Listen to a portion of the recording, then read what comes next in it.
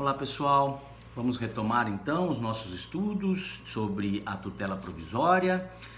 Encerramos o vídeo anterior quando falávamos da tutela de urgência de natureza cautelar, quando mencionávamos as chamadas tutelas típicas, né? Tutelas previstas nominalmente tipificadas pelo legislador no nosso Código de Processo Civil, né? Então chamadas de tutelas cautelares nominadas e típicas.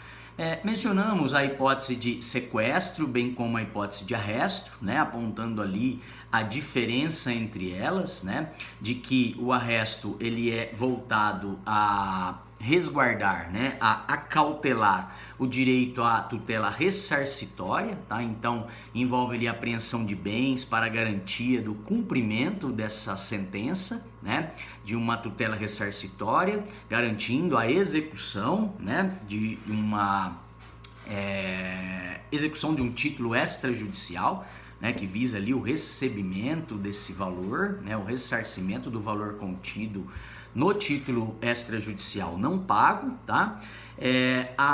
Como mencionamos, o arresto não há indicação precisa de um bem, é sim a constrição de um ou de mais bens que porventura seja encontrado no patrimônio do devedor, né, para que no futuro a execução por quantia ela tenha assegurado o pagamento da dívida, né, tem ali através dessa tutela provisória se acautele, se proteja, se garanta o pagamento da dívida futuramente, ok?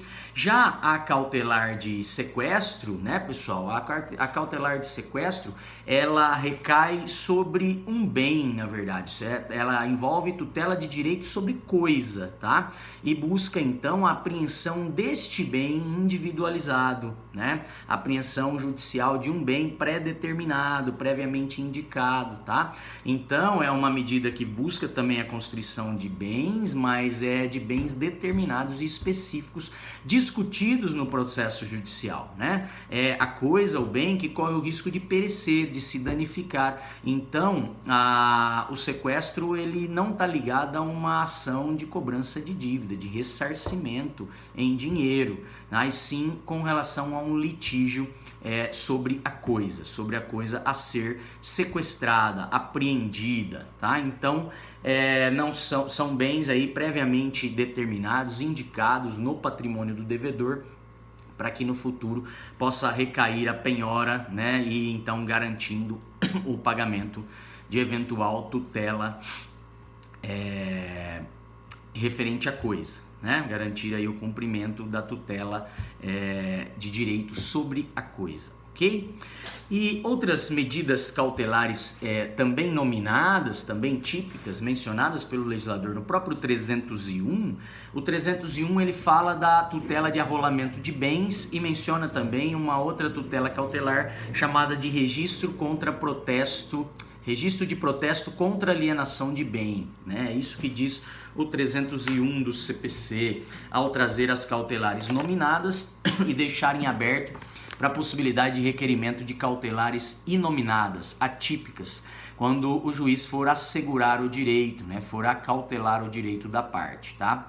Então diz: a tutela de urgência pode ser efetivada mediante sequestro, arresto, arrolamento de bens e protesto contra alienação de bem e qualquer outra medida idônea à asseguração do direito, tá? Então, outras medidas típicas, outras tutelas cautelares nominadas, que não mencionamos, então não explicamos nos vídeos anterior, da aula anterior, seria o arrolamento de bens, né? O arrolamento de bens, pessoal, visa, na verdade, descrever, apreender, depositar uma determinada universalidade de bens que estaria exposta a risco de dano, né? A definição trazida lá na doutrina do Marinoni, né? Então, significa arrolar os bens, significa fazer um apontamento, descrever, né? Apontar os bens, prevendo ali uma futura execução e garantindo então que esses bens não pereçam, não haja risco, né? Desses bens serem danificados, né? Serem então passível de perecimento, de perda, né? Segundo nos fala o Marcos Vinícius com relação a essa cautelar, ela é uma medida em que se funda no receio de extravio e dissipação de bens, tá? Consiste, na verdade, na enumeração desses bens para que se possam conhecer quais aqueles que integram o patrimônio da parte contrária no momento em que a medida for requerida, e também na sua entrega a um depositário, né, que vai ficar encarregado de zelar pela conservação de um bem, tá? Então, o que é feito é arrolar os bens, né, indicando quais os bens existentes, numerando, né, para que possa se conhecer todos os bens que integram o patrimônio, tá? Para que no momento em que for o direito reconhecido, tá? O direito aí voltado a esse direito à execução, né? Para que se possa então ter conhecimento exato de todos os bens, para que nenhum bem se pereça, dilapide-se esse patrimônio, tá?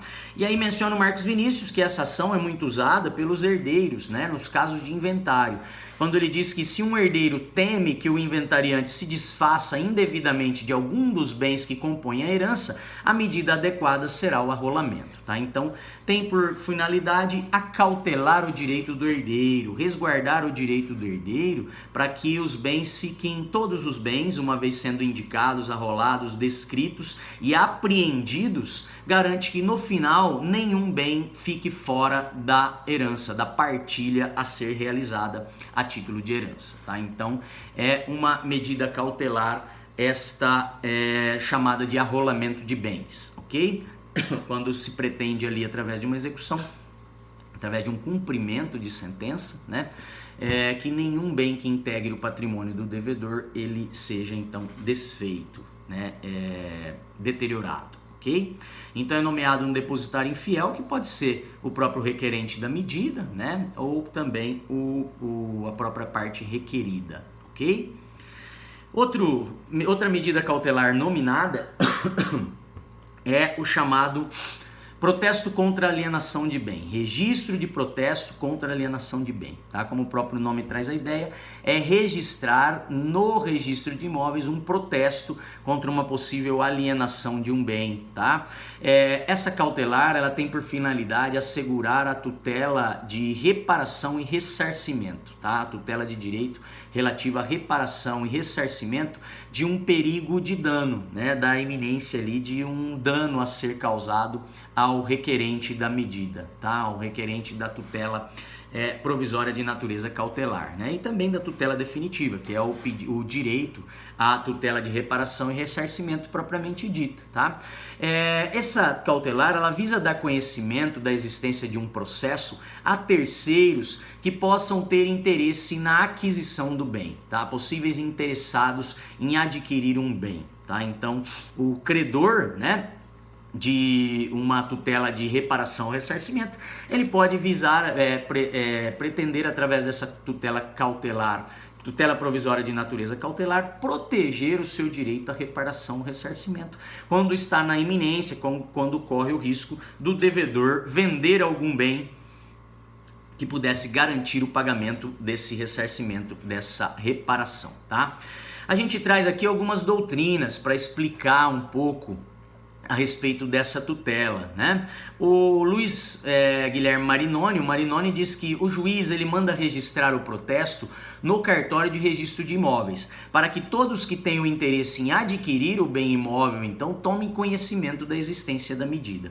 Tomem conhecimento que o vendedor, o alienante daquele imóvel, ele tem uma ação, ele tem um pedido, né? Ou já em fase de cumprimento, de ressarcimento de valores, né, de reparação de danos, né, de pagamento então em quantia, ok? Já o Marcos Vinícius, de maneira muito breve, diz que o registro ele vai ser admitido pelo juiz a fim de prevenir eventuais terceiros adquirentes do bem, né? Preveni-los no sentido de que o alienante do bem ele tem dívidas a serem saldadas, né? Ele tem ali pedidos, seja ainda na fase de conhecimento ou já na fase de execução, na fase de cumprimento, no que tange a pagamento em quantia, né? No que tange aí a reparação, a tutela de reparação ou ressarcimento, tá? Então visa ali prevenir aqueles possíveis adquirentes para que o negócio não seja não possa então depois ser desfeito, por exemplo, em razão de uma fraude em execução, se ele vier a ser vendido já na fase de cumprimento de uma sentença, tá? E buscando algo mais na doutrina, uma vez que os doutrinadores falam muito pouco sobre essas medidas típicas, né, cautelares típicas, trazemos um trecho de um artigo escrito pelo Décio Antônio Erpen, que denomina-se do registro do protesto contra alienação de bens móveis e imóveis, tá? Então trata esse artigo dessa ação cautelar nominada especificamente, tá? E diz lá o Décio que o requerente dessa medida ele deve demonstrar que o futuro devedor está a comprometer a futura execução, tá? Além do suposto direito que vai ter que ser demonstrado pelo autor desse pedido, né? Ele tem que demonstrar então também o risco iminente, né? O risco de comprometimento da execução do pagamento àquela tutela de ressarcimento, né?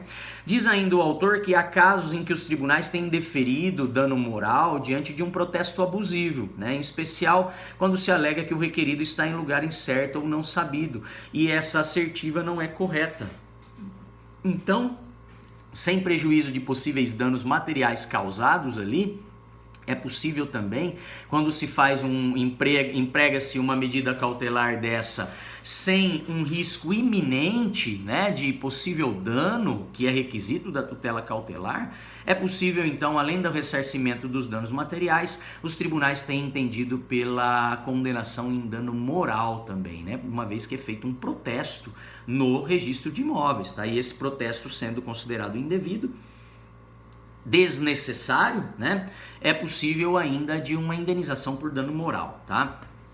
Diz ainda o autor que em caso de empresas, um protesto abusivo poderia levar à própria ruína da empresa, né? Porque isso pode implicar na imagem, né, de solvência da empresa com relação às suas dívidas, né? O pagamento das suas dívidas, né? Então, nesse sentido, é que esse protesto ele deve ser realizado de modo a comprovar o direito e o possível risco de dano, tá? Para que aí o juiz, diante de um risco iminente, ele possa deferir e nas hipóteses então em que esse registro de protesto é feito de maneira de acordo com a lei, né? Sem o abuso do direito, ok?